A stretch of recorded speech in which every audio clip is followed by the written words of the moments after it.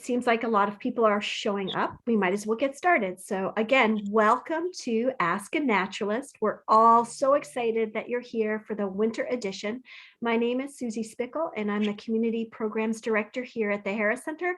And what I'll do is I'm just going to have our panel and Harris Center staff introduce themselves. And I'm going to start with my colleague, Miles, who's also going to give you a little bit about our Zoom etiquette, which I'm sure we're all familiar with now. So Miles, take it away. Hello, everybody. I'm Miles. I'm the office manager at the Harris Center. Remove those. Other than that, enjoy the program. Thanks, Miles. And moving right along, I'd love for Jenna to introduce herself. Hi, everyone. My name is Jenna, and I'm a teacher naturalist at the Harris Center. Usually I answer insect-related questions, but I am involved with one mammal question tonight. And to those of you who I see a couple of names I recognize out there in the crowd, hi, Wheelock fourth graders. Oh, I love it. Hello, Wheelock fourth graders. Your mystery is going to be highlighted in today's episode of Ask a Naturalist, and we're so thrilled that you're here to hear the answer to it. How about Margaret? Why don't you tell us what you do at the Harris Center, because you have an important job in tonight's presentation. Oh, I have fun. I have a fun job. So I'm Margaret Baker, and I design all the print materials for the Harris Center. And what I get to do each time we have a Ask a Naturalist session is I get to format all the slides. So I read all about what people have sent in and if they've shared photos, and I learn a lot as I do it. Of course, I'm always wondering, what is going to be the answer to this question? So I'm always happy to tune in, and I'm really happy that you're all here because it makes my job much more fun that way. And thank you for being here. Okay. Yay, thanks, Margaret. And Karen, how about you? Would you like to tell everybody who you are and what you do at the Harris Center? Hey, y'all. I'm Karen Seaver. I'm an ecologist, and I work for the Harris Center doing all sorts of different things depending on the time of year. In this forum, I often attempt to answer plant questions, but I also love animals too. And shout out to the fourth graders. I think it's awesome that you all are here. I have a fourth grader at home. If I know there's going to be a fourth grade party, I would have told him to come, but good to see you all. Love that. Yes. And how about Eric, who just shared some really great information about the Stellar Sea Eagle? I bet you have something to do with birds and more at the Harris Center. So tell us about yourself. I do, Susie. I'm Eric Masterson, and I'm the land protection land program manager at the Harris Center, dealing with easements and land acquisition and whatnot. And my specialty is birds. Thank you, Eric. And how about Jeremy Wilson? I see you down in the bottom of my box over here. You have a big job at the Harris Center. Who are you and what's your specialty? Hi, I'm Jeremy Wilson. I'm the director at the Harris Center, and I tend to answer questions about trees, not plants, but trees. Okay, that's a good distinction. So without much further ado, let's get into the program. All right. I forgot to mention my specialty is mammals. So tonight I'll be fielding mammal questions, but I think our first question is not a mammal question. So here it is. After the leaves come down, I occasionally find a small nest on the ground. I haven't tried doing this, but it looks like the interior is about the size of a golf ball. Both are lined with what looks like white horsehair. I talked to my neighbor who has a white horse, and she said she has seen birds plucking its hair. I had thought they might pick it off the ground. The top nest was found under a hemlock tree on October 20th, 2019, and the bottom nest was found in my driveway on the opposite side of my yard on November 13th of this year. We had a strong rain and maybe wind the day before. Both nests looked like there wasn't much to anchor them. So Eric, since this seems to be a bird question, what do you think? And how sweet to have a nest with horsehair in it. So I love this question because it makes me feel like Hercule Poirot, and the horsehair is the clue that Hercule would zone in on. So chipping sparrows are very common. They breed all across the US in all 50 states. Actually, no, they don't breed in Hawaii, but they breed on all of the mainland states. Very common. And they have this, I won't say it's unique, but it's a telltale for a chipping sparrow nest. They use horsehair to line them. And it's well known, it's quite common, and it's really kind of a giveaway. That coupled with a couple of other features, it's a fairly small, I'm looking at the size of the nest in the hand, and the golf ball measurement to measure the cup. It's the right size for a chipping sparrow. And if you look at the rim of the nest, especially the lower picture of the nest in the hand, if you see the rim of the nest, it's very well woven relative to the rest of the nest, which is somewhat scruffy. And the chipping sparrow starts out building the nest by building a rim, which it builds into the tree and attaches it to the tree, and then it builds a loosely woven cup to the rim. But the rim is the first part to be built. And it's an interesting feature of their nest. If you compare it with, for instance, northern cardinal, they don't attach their nest to a tree. It's basically just wedged into a tree, whereas it's not woven to the tree per se. And the literature I've consulted on this indicates that chipping sparrows do weave their nest into the tree. And some birds, even like vireos that have hanging nests, they're even more so woven into the tree. So, but the horsehair is a key feature. And actually, you will have, and some people do. Maybe there's people on the call tonight. Some people, in addition to hanging out suet and bird feed for their birds, will hang out horsehair in the spring for birds to collect to use in nest construction. So that's what that is, chipping sparrow. Well, thank you, Hercule Poirot. I really appreciate it. And I love that you framed yourself as a detective, and that's kind of what tonight is all about. I do have a question for you. So the chipping sparrow, will the chipping sparrow reuse this nest, or is it okay that you kind of pick it up if it's on the ground, So do they reuse them if they're still in the tree?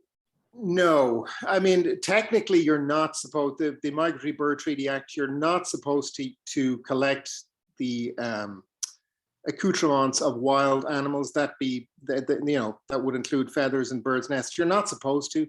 It's basically a law that's meant to prevent to protect wild birds, because if you allow collecting, then the next thing you know is people are shooting them and for their feathers. However, it's not meant to deter people from collecting nests if it's an old nest.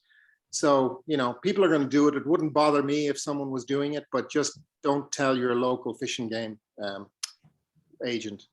But no, they won't reuse the nest. Okay, thanks, Eric. And mum's the word, people. Okay, all right, let's see what our next one. Oh my goodness. So Jenna, I'm not going to read this. You guys can read it on your own. I'm going to ask Jenna to tell us the story of this raccoon carcass. Well, the story begins with me starting out at Wheelock School several weeks ago. We were doing a winter mammal study, and one of the students, when she found out where we were going, said, "Oh, I walk by there all the time on my way to school, and there's a dead animal on an island in the middle of the Beaver Brook." And I also walk by there all the time because I also live in the neighborhood. And I was like, I've never noticed that.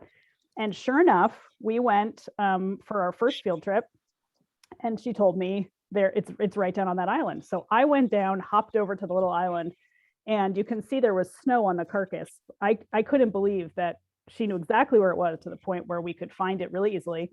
I hopped down there, I used my pole and scraped the snow off, and lo and behold, a very frozen, solid, very intact raccoon. So you could see the student in the pink that was showing me where it was. And the interesting thing about this was it had just snowed, and there were what we thought were fox tracks leading up to the carcass and then away from it without disturbing it. So that was another bit of, So Jenna, information for our mammal detectives.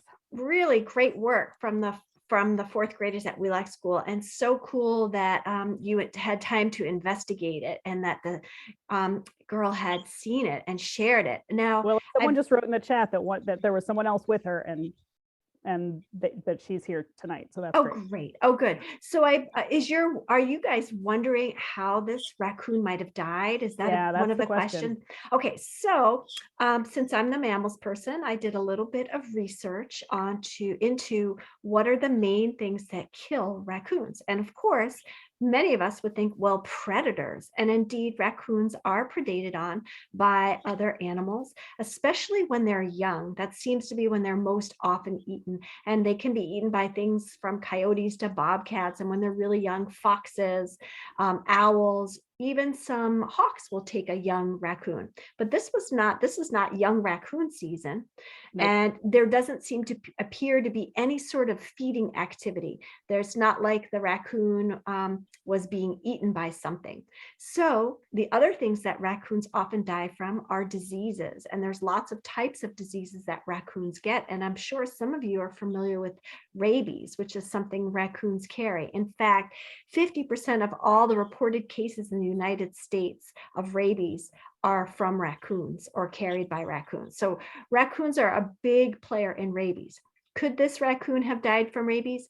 It's very possible. So I'm going to give everybody a warning. When you come across a raccoon carcass, the best thing to do is to not touch it at all, because it might indeed have died from rabies. But there's other types of diseases that raccoons can die from too, from internal parasites to that's kind of a distemper, things like that can kill raccoons.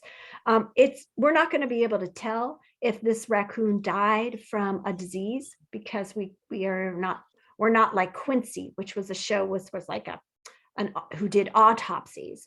But I will say that another thing that kills raccoons, especially young, inexperienced raccoons, is starvation. So it's possible this raccoon just didn't get to eat what it needed, or it might have eaten something that had some poison in it, maybe a rodent killer. It's in Keene. There might be places where it was feeding in the garbage or around restaurants or around people's backyard where rodenticide was left, and this raccoon might have gotten it. Again, we're not going to know. The number one killer of raccoons happens to be the automobile, but this isn't near any road, right, Jenna? No, it is near a road, but Oh. it did not look like it had any physical. Well, it was hard to tell because we could only see half of it. Yeah. So sometimes what can happen is an animal can get hit by a car and be injured in a way that you can't really see it, but it will impact their longevity. So, if it had an injury and it healed, but maybe it wasn't able to catch its food or eat its food, or maybe its teeth weren't working. There's lots of things that could have happened to it. So we're not going to know how it died. Another interesting thing that you might be wondering about is, why didn't the fox eat it? Right? That's what Is we that were wondering. another one? Yeah. So that's another good question. And we're not going to know the answer to that either. So even though it's Ask a Naturalist and you're thinking you're going to get answers, there's sometimes we can't give answers. So foxes do eat dead things known as carrion. They will eat it. But Karen Johnson is right. It's frozen. So perhaps it was too much trouble to open up the carcass of a frozen animal to eat it. And so instead, it just left it thinking, I'll wait till summer thaw to eat it. It will not know if it has rabies. Like, it can't sniff it. It didn't choose to not eat it because it could smell that this animal was sick. It wouldn't have that. And that's actually how things like rabies get spread throughout mammal populations. So hopefully the fox has gone on to find some other things to eat. Fox's preference, they'll choose to eat live prey before they choose to eat carrion typically, unless times are tough. So maybe the fox is just going to remember where this is, and when times get lean, it might come back to feed on it if something else has it. I will just add one thing, Susie. This was so interesting. And I will also add a couple things. One, I'm super proud of the kids because they came up with a lot of the scenarios that you came up with. So that's awesome.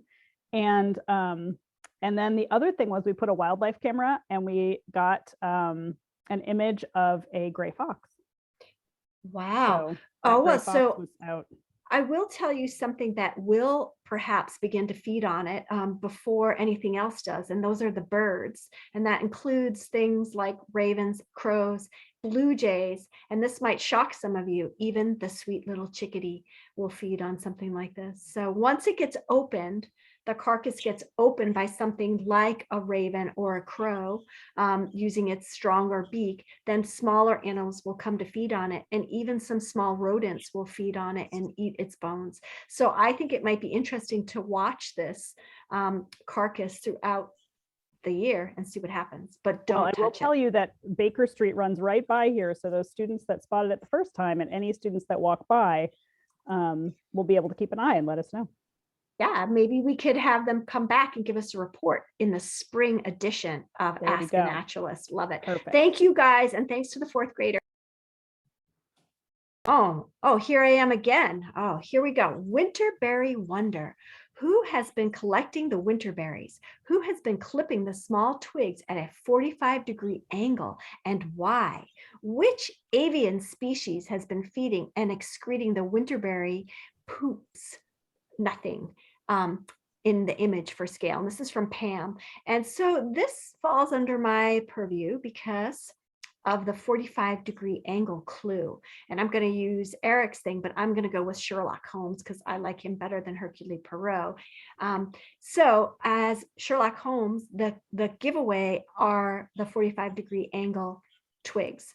Whenever you find twigs that have been snipped off at a 45-degree angle, you should be thinking rodent or rabbits. And rabbits are not in the rodent family. They are in their own family of lagomorphs. But they have the similar mouth structure. And when they bite it, they have those two front sharp incisors, top and bottom. They snip it off and it's at a 45-degree angle. That's different than a deer that only has bottom incisors and will rip it off and leave a ragged edge. So when I find a clean kind of bite like that, I'm going to rodent and or rabbit. But this one is really interesting. So Pam says, which avian species has been feeding and excreting the winterberries? So there's actually a couple of different scenarios here. If you look at the top photo of the inset, there's some scat in that. It looks like, and Miles, can you point at it? Yeah, it looks kind of like, I don't know, to me, a lot like mouse scat or poop, or even squirrel. And so I am going to go with the idea that a rodent, a squirrel or a mouse, probably a squirrel, maybe a mouse, snip down the winterberry to get to the berry part. And they're going to be interested in eating the berries, and the berries have seed in the inside. But they also made a nice feeding area for some other birds, and birds that might feed on a winterberry. And I just recently saw this. Oh, there were bird tracks in the small image with this scat. So I spent some time with Phil Brown looking at the inset of the slide, and we are agreed that that's not actually, doesn't look like bird scat to us. That looks like rodent scat.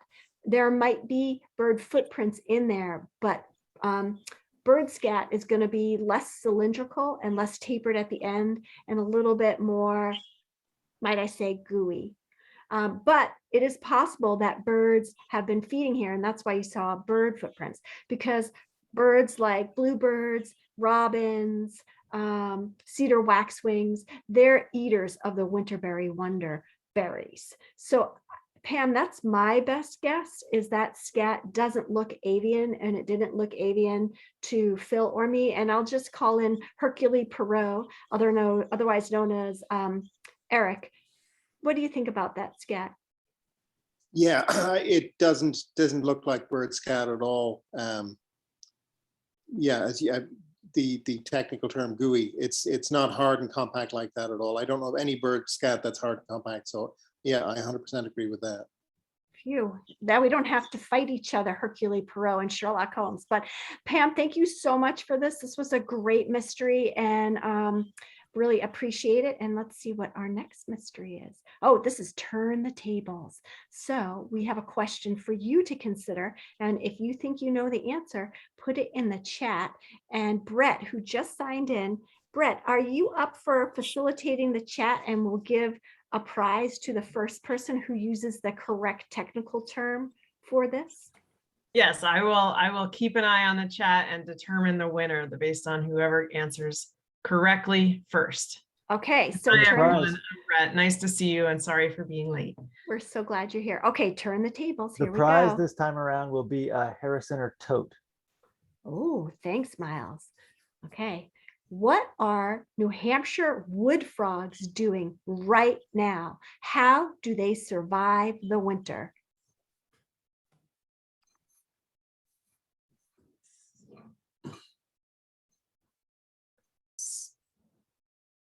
I love these answers. Wow, lots of great answers rolling right in. Yeah, there are some great answers. There are a number of correct answers, and I think that I have to award the prize to the person who gave the first kind of fully correct answer, which is Debbie, who said frozen brumation. So KW said hibernating, which isn't necessarily untrue, although we use the word brumation for reptiles and amphibians. But I think the key factor here is frozen. That's the superpower of the wood frog, is that, and the spring peeper and the gray tree frog, is that they freeze solid through the coldest parts of winter. And then they kind of spring back to life in the spring when it warms up. They have some really amazing physiological adaptations that allow up to 60% of their body to freeze without rupturing their cell walls or destroying their internal organs. They can move water around in a certain way, and they also kind of produce natural antifreeze to prevent the bad things from happening to them from freezing that would happen to us if we froze. So I think Debbie wins for the full answer of frozen brumation. And I always like to think about all those frogs. Anytime I'm walking through the snowy woods, there are frogs under there, and they are probably under your very feet unless you're walking on a very well-trodden, compacted trail. They're there, and they may only be 3 inches below the surface of the forest floor, which is really incredible. And that's the adaptation that allows them to kind of come out as some of the very first amphibians to come to life in the spring and to hop around, is that they don't have to burrow very deep below the forest floor like other amphibians like salamanders might, because they can just freeze and then they're really close to the surface so that they can just spring back to life once things get warm again. So Wow. Debbie. Yes, congratulations, Debbie and Brett. What a beautiful kind of description of such an amazing physical adaptation. Sorry about that. I don't.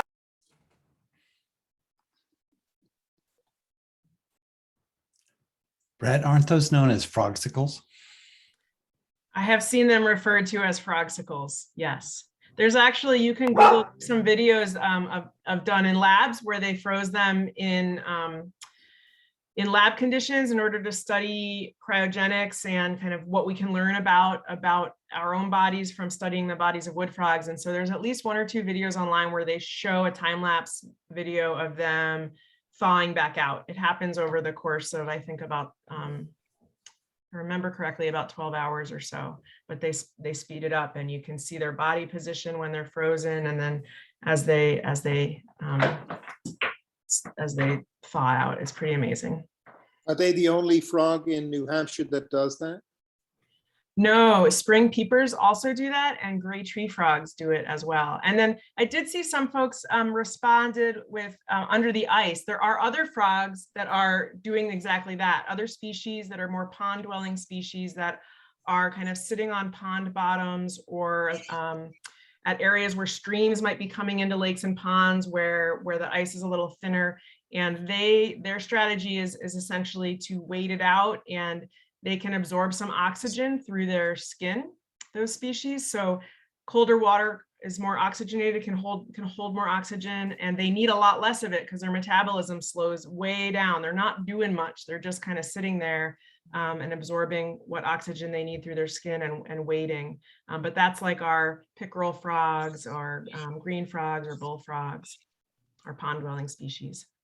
Wow, awesome. It sounds like we could maybe even do a program next year just on brumation, and Brett could tell us all about these amazing things. So I'm excited about thinking about that. Not to add any more work to Brett's load, but you would have a year to get ready for it. All right, let's move to the next question. Oh yeah, look, these are always my favorite because I love scat, and this is a scat question. Walking on a town dirt road in Alstead, Trisha and I came upon this magnificent specimen in the middle of the road. Lots of hair evident, but just doesn't look like a canine deposit. Any idea? From David. So David, I spent a lot of time today looking at this scat and wishing that I had been with you so that I could see it really up close. David, you are right. It doesn't strike me as canine either. When I would be looking for canine scat, like a coyote scat, which this would be about the right scale for, I'd be looking to see it more twisted and more tapered at the ends. And this is really, really furry. And though coyote scats can be really furry, this has got a lot of fur. And I wish I could look at it and see if there were like bone chunks in it.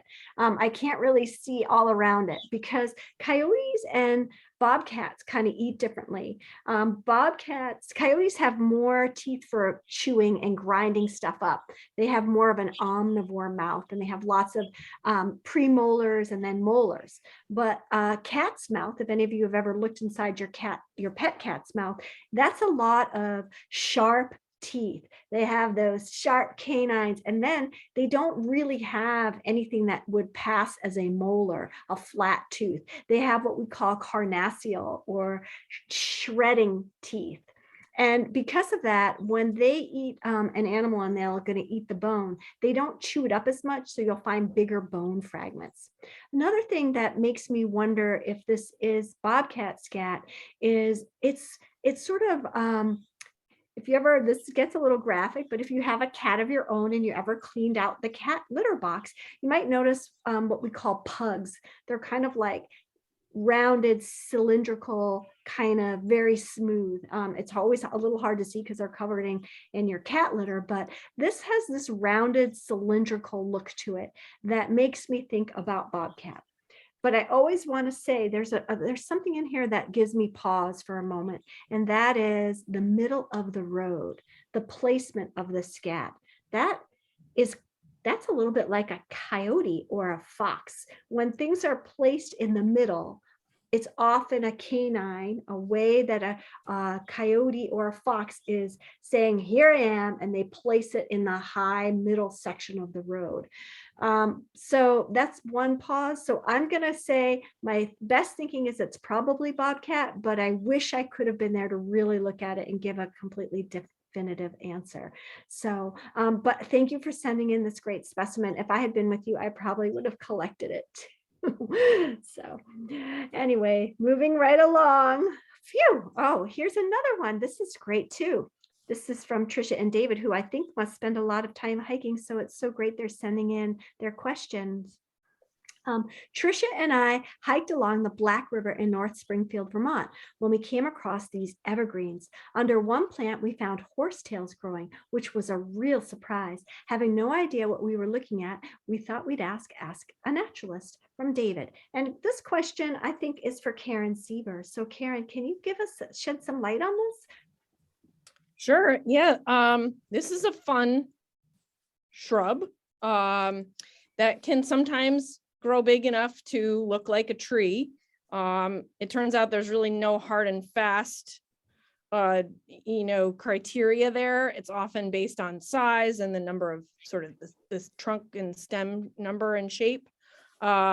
This is a juniper, which many of you might know as being a commercially available ornamental bush or shrub. And but it's also native. And some fun facts about this is a common juniper. There's a number of juniper species that we could have here. This is common juniper. We can tell that based on the leaf shape. They're a conifer, so you could call it a needle. Needles are also plant leaves. So they're modified in their shape a little bit to sort of help them deal with winter and freezing temperatures and snow loading and all sorts of different adaptations.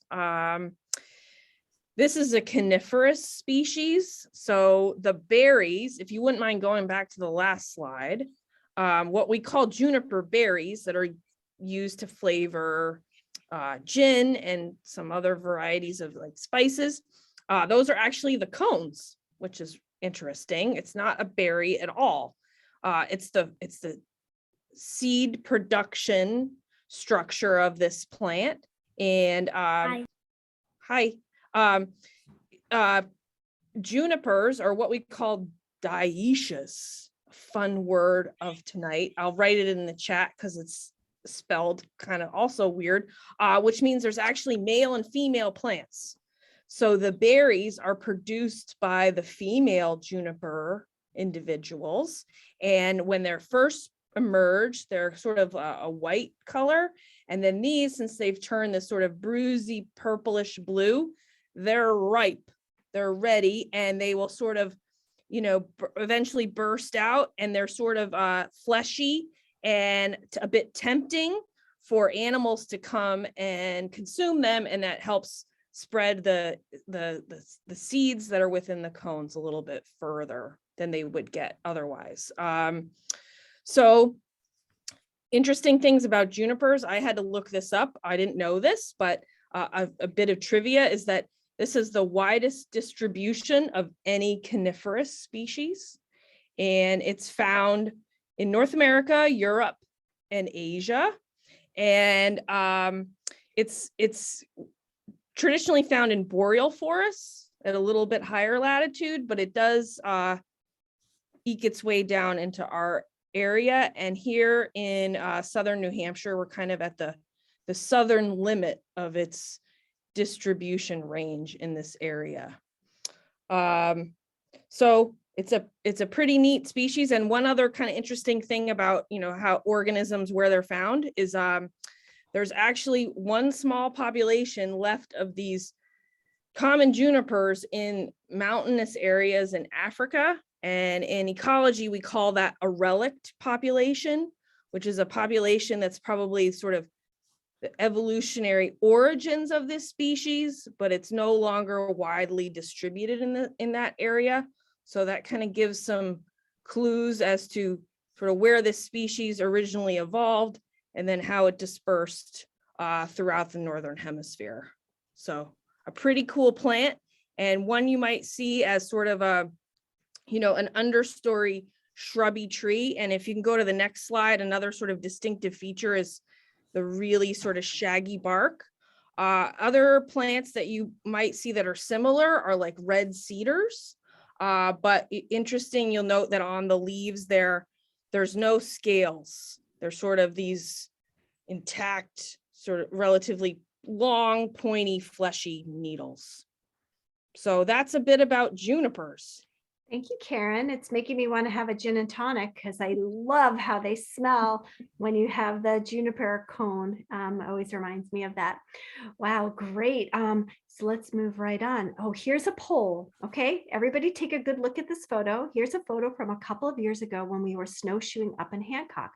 We'd never seen fresh tracks like this previously and still wonder what animal might have left them. We put the glove down on the ground just to get some sense of the print's size. Any ideas? So today we have a poll. Here comes the poll, and let's see. What animal made these tracks? Otter, porcupine, baby yeti, raccoon, or a possum? So you get to vote. You get one choice, and we'll see what we get.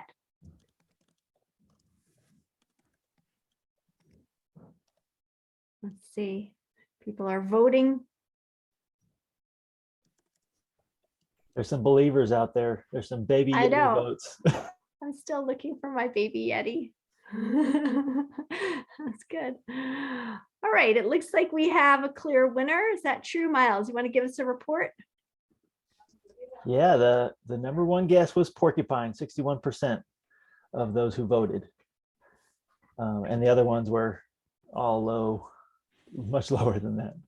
That's right. So yes, I want to say this is indeed a porcupine track, and it's got some really distinctive characteristics that make it very easy to find and very exciting when you do find it. First, it is kind of what I like to call blocky, because they're really showing all 4 feet, you know, front and back, are side by side, front and back, front and back. And then if you take a look, and Miles, if you could use the cursor, kind of go down, there's a pigeon-toedness to it. So go towards the back of the track, kind of head down the other direction, kind of all the way down, keep going.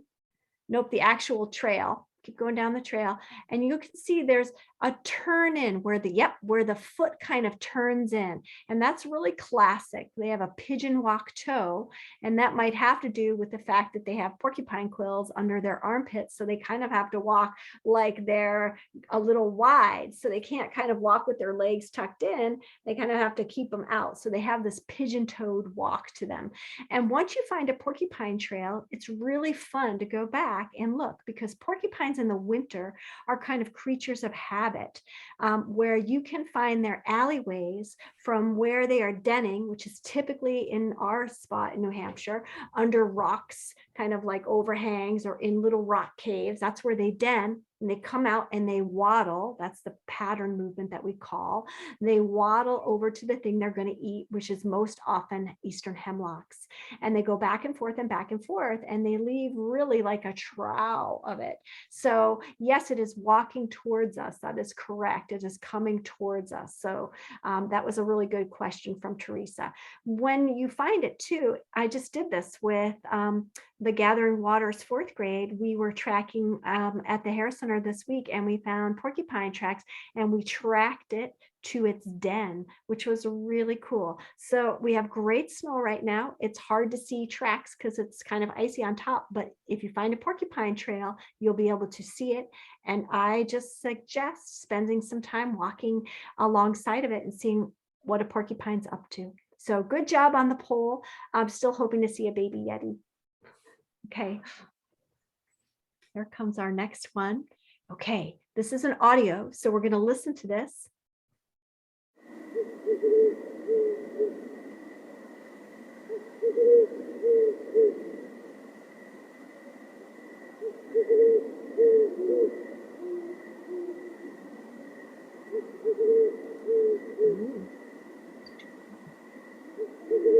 Great job.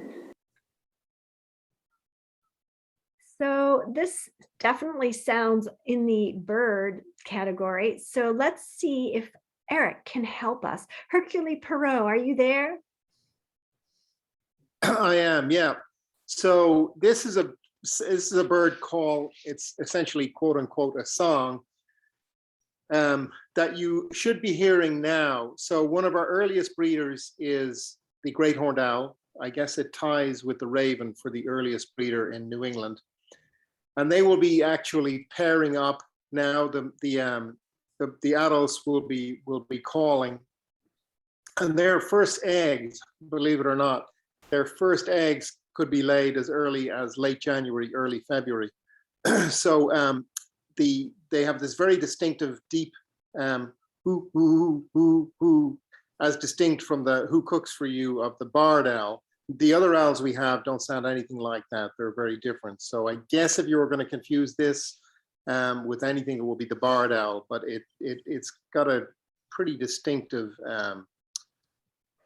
resonance to it. And the interesting thing is you can actually tell the male from the female, because the male, just like humans, the male song is, and I say song, it essentially it is the song, the territorial and the mating call, but it's not song in the context of what we think of cardinal songs, we think of warbler songs, not in that context, but it fulfills the same function.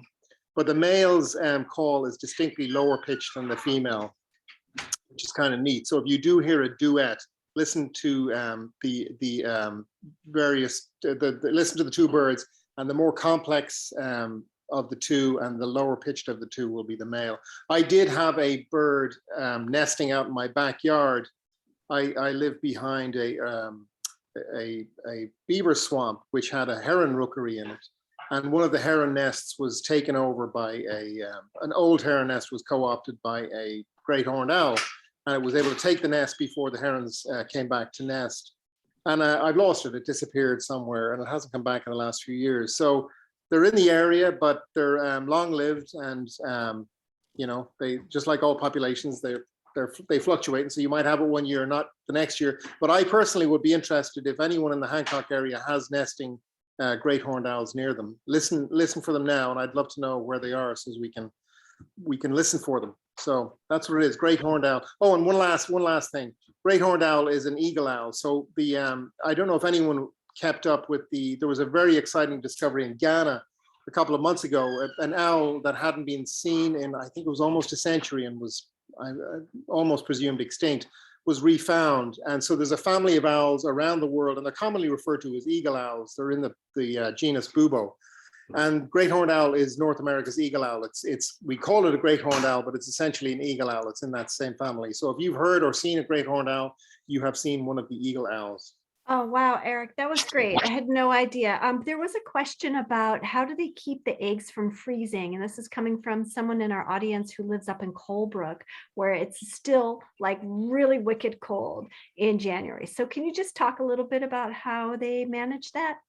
Yeah, sure. Birds essentially have a brood patch, which is a bare patch of skin on their belly, and it's very heavily vascularized. So what that means is essentially is there's very intensive blood flow through this patch of skin, and it's bare of feathers during the breeding season. And the birds will bed down on the nest and get that patch of skin in immediate proximity to the eggs to keep them warm. And if they don't, and it's sub-zero, the eggs will fail. Thank you, Eric. That was great. All right, let's see what our next question is. Last year around this time, I saw these little bugs come out on the snow. What are they and what are they doing? This is from our famous Anonymous. And so Jenna, I see the word bugs, and I know that you are our entomologist. Can you tell us, what are these? They look like pepper. Yeah, they do look like pepper. They're actually not insects at all. They're called snow fleas. That's their common name, but they're not an insect, therefore they're not a flea. They are classified as a springtail, which is in the group hexapod, which is a really large group, but they are in the group collembola. So they're actually more closely related to crustaceans than they are to insects. And what these are doing, so these critters are everywhere, and they're really beneficial. They help us, and they help the ecosystem to break down organic and inorganic matter into soil. So if you think about it in the sense of like the earthworms are really good at doing that as well, that's what the springtails are doing. And there are so many of them. There's an estimate that anywhere there's soil, there's about 100,000 of these per square meter. So they are everywhere. We don't normally see them when there's not snow because they're so small and there's no contrast.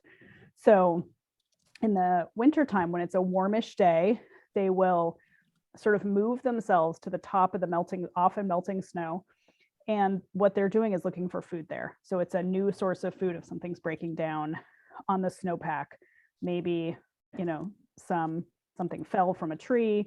I mean, it's tiny microscopic food they're eating. So I've had a lot of people ask, are they mating? Nope, this is not when they're mating. They actually wouldn't mate until later in the year. But another question folks ask is, well, why aren't they hibernating like most insects, or at least most cold-blooded creatures? And the reason there is that they actually have an antifreeze in their system so that they can withstand fairly cold temperatures and still remain active.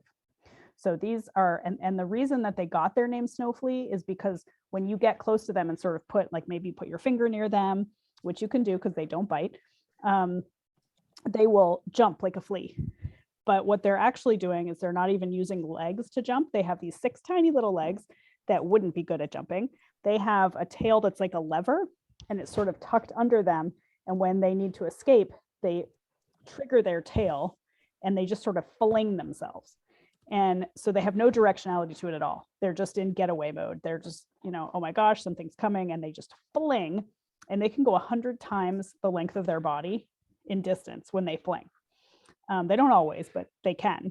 And so that little lever just sends them flying somewhere and hopefully gets away from the predator. There are lots of creatures that like to eat these, different other kinds of insects or some birds, all kinds of things would find them a good snack. So that's why they have to have that defense mechanism to get away. So those are snow fleas, otherwise known as springtails. Lots of species of springtails. Actually, right before this, I was reading about springtails, and the species are really distributed vertically. So there are some that live in the canopies of trees and never come down, and some that live, all the way down the bark of trees, and then different species that'll live in the soil. So they're all around us. So it's a good thing that they don't bite or bother us in any way. Thank you. That is so cool. And keep your eyes open because I know they make an appearances soon. So look for them. All right, let's keep going tonight. See what our very next question. Oh yeah. During the cold of winter, I hear the trees making cracking and popping noises. What is going on? Are the trees okay? So Jeremy, you're our tree person. What's up with that noise? I've heard that myself. I want to first ask Eric if I can call the balding spots on my head brood patches from now on. That's the fun of this is learning a term like that. Never knew that something called a brood patch existed. That's fantastic. So trees making noises in winter, and particularly in cold nights in winter. There's a couple things I think that people are hearing.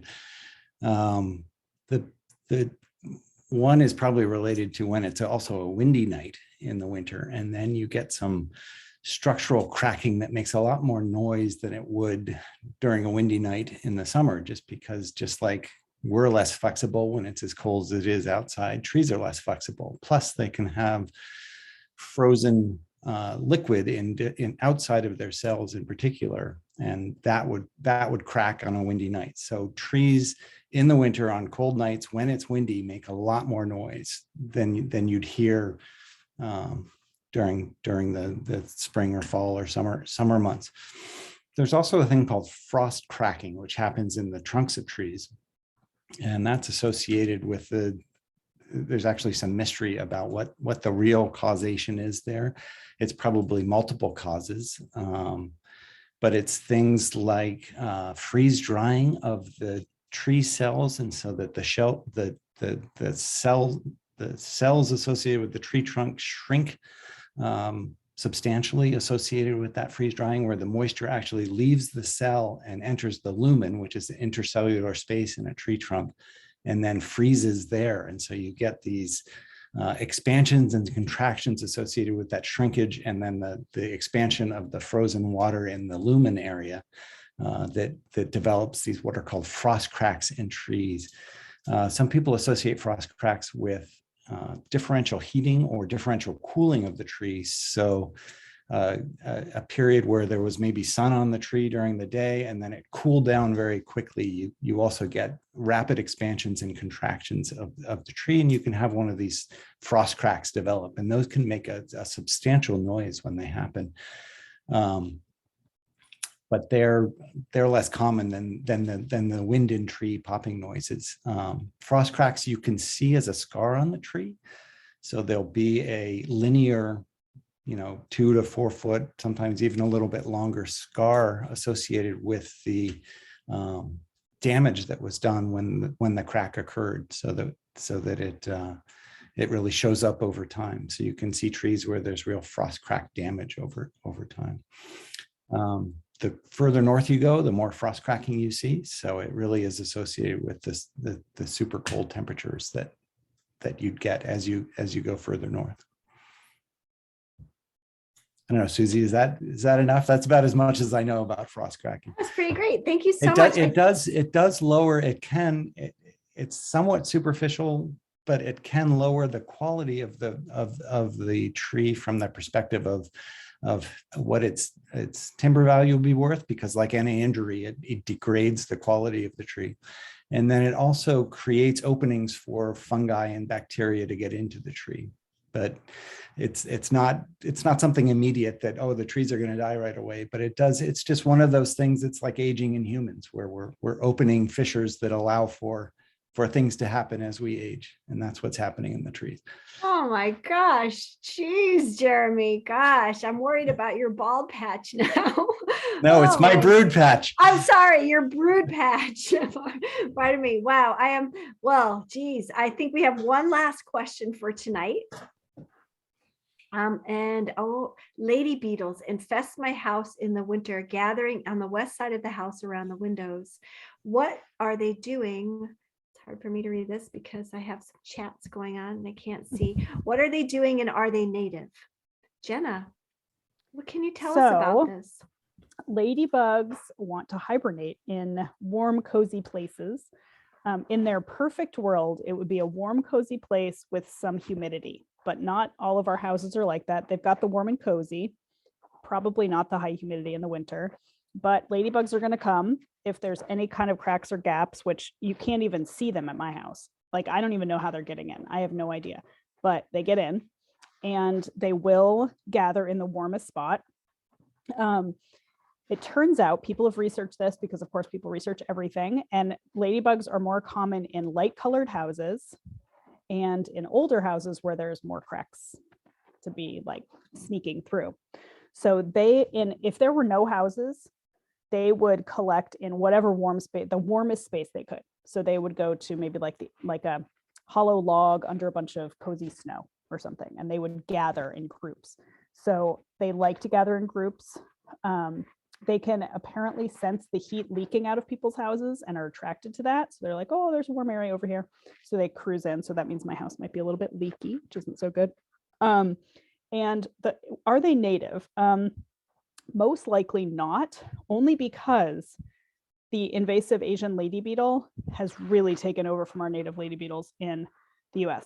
So most of the lady beetles that are out there, or ladybugs, whatever you want to call them, are the invasive species. So they still have the same ecological effect in the sense that they still eat aphids in the summer, and they're still a beneficial insect to have in the garden. But most of the native lady beetles have been pushed out. There's actually a project called the Native Ladybug Project, or no, Project Ladybug, I think it's called. Susie, I think you've heard of it too, so correct me if I'm wrong with the name. And that actually has school kids going out and searching for ladybugs and recording whether or not it's a native or not, because it is so hard to find the natives. So I'm guessing if you have a bunch of ladybugs in your house, they're probably the invasive one. The convergent ladybug is the most common of our native species, and it would be exciting if you had one of those. You can look up online and see how you can tell the difference. The invasives come in a range of colors from red to orange to sometimes a yellowish. And the native species are typically a darker, deeper red, but that's oversimplifying. So look it up. But yeah. Thank you, ladybugs. Jenna. That was great. And actually, we're at the end of tonight's Ask a Naturalist, and I want to thank all of the panelists who answered the questions, and all of the people who sent in questions, and all of the people who showed up tonight, and especially the fourth graders from Wheelock. We're so happy you're here, and keep being nature detectives. If you like this program, you can check us out on May 19th when we'll be having Ask a Naturalist Spring Edition. You can send us your questions for the Spring Edition anytime you want. We collect them all the time. You can send them right to Miles. He is the collector of the Ask a Naturalist questions, and he'll put his email in the chat so people can see it. And I just want to let everybody know about another program you could come to in person on February 10th in Keene at the Nova Arts. You could hear a panel discussion with Jenna, myself, Brett, and Phil Brown on love, sex, and wow in the wild world. So come check that out. It's from 6 to 7 o'clock at Nova Arts, right in Keene for Valentine's Day. It's a Valentine's special. So hopefully we'll see some of you there.